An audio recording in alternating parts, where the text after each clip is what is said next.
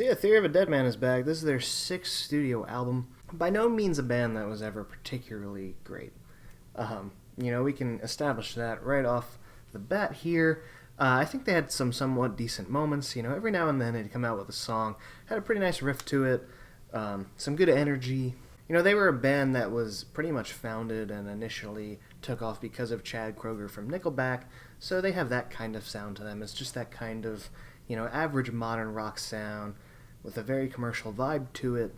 Scars and Souvenirs, that album had, like Crutch and Bad Girlfriend, So Happy. Not amazing songs, but, just one of those average kind of modern rock bands is what I always looked at them as. Even their last record had that song Savages, with Alice Cooper. I saw Alice Cooper was on it, so that piqued my attention a little more, but, not bad stuff. This new album, though, oh my god. All, like, that kind of commercial aspect of it has just, they have increased that by 1,000% and got rid of anything else I mentioned that was redeeming about them. This is just like a full-on pop album, and not something I expected at all. I had not listened to any of the singles going into this, if there were any. I'm sure there were. I had no idea that this was the route they were taking. Yet another rock band this year, diving into that pop area. And that's not the biggest problem for me with stuff like this. I mean, you can even look to previous reviews on this channel to see that, for some bands it's worked for me, and others it really hasn't. I haven't really been big on the new Fall Out Boy singles, but I love the new Paramore album. I gave it a 4 out of 5 on here. I'd probably even increase that at this point. The new Weezer's pretty poppy. That's not bad. The new St. Vincent is pretty poppy, and I gave that a 4.5 out of 5. Just the fact that someone is going to go pop is not going to ruin an album for me. It's just the fact that this album is really bad. I mean, this song Straight Jacket that opens it up, I was just so shocked. It opens up with this kind of weird bouncy piano. The vocalist Tyler Connolly comes on, and his voice is sounding, very slim and very weak on this album.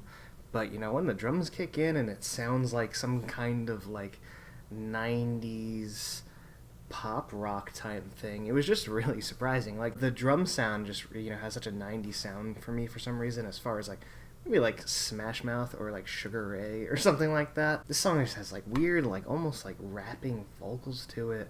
There's no edge to the instrumentation whatsoever, and that goes throughout the entire album. Any sort of, grunginess or heaviness or guitar-driven side that they had is totally out the window on here. I think the closest they get is the song Glass Jaw. It's later in the album. It's probably the only one on here that I thought had any sort of potential to it, just because it had a bit more energy and a slightly darker side, not really dark by any means, but had a bit more of an edge to it than anything else on here. But then, the instrumentation comes in the chorus, and there's just no, strength to it. There's nothing going on. It's just very slim sounding, very flimsy, lacking any sort of energy. But to get back to the beginning of the album, the second track, Medicate, just another one that I was just like, what is happening here? Again, with those weird kind of almost rapping vocals, and, that very sparse, spaced out drum beat just sounds, very typical pop to me. Let's look at some of the lyrics on this thing, because, man, they were bad, and they were sticking out like sore thumbs. And again, they've never really been, a lyrically profound band or anything like that, but, they've had their moments of cringe throughout their career, but, some of this, Straight Jacket, man. And you're supercalipessimistic, exvialin narcissistic. Oh my god, you are Mary Poppins. You'll soon be going out of business. Guys, let me witness, you got a Honda Civic, because you're backseat driving my life. These are just bad lyrics. There's no way around that. It's crazy. What else we got on here? Medicate. The chorus. I am so freaking bored. Nothing to do today. I guess I'll sit around and medicate. I'm so freaking bored. Yeah, me too. I can relate as I listen to this album. Oh yeah, to go back to the Straight Jacket song. At the end, he just says bad, bad, bad, bad over and over.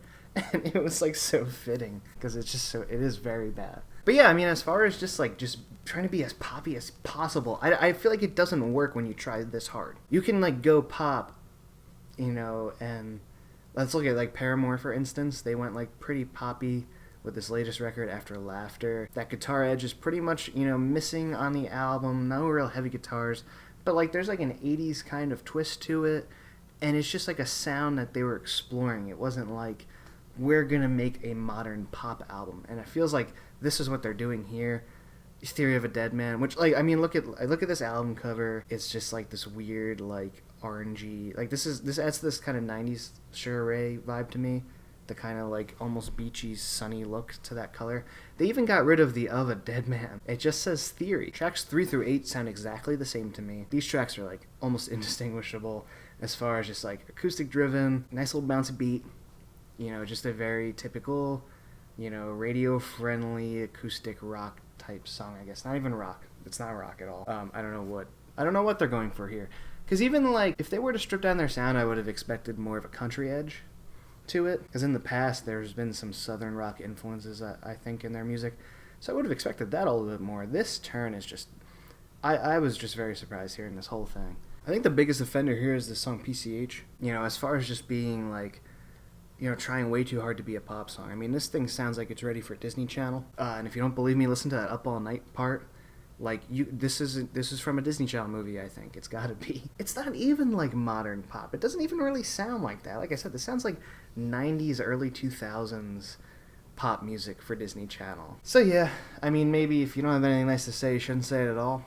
But I haven't had that many reviews that I've been too hard on an album yet, so, you know, I figured I might as well. This album is really terrible. So I'm going to give this one a 1 out of 5. Yeah, let me know what you think of the record in the comments. If you liked it, please tell me why. So yeah, thanks for watching, guys. Don't forget to check out some other videos, and don't forget to subscribe, as always.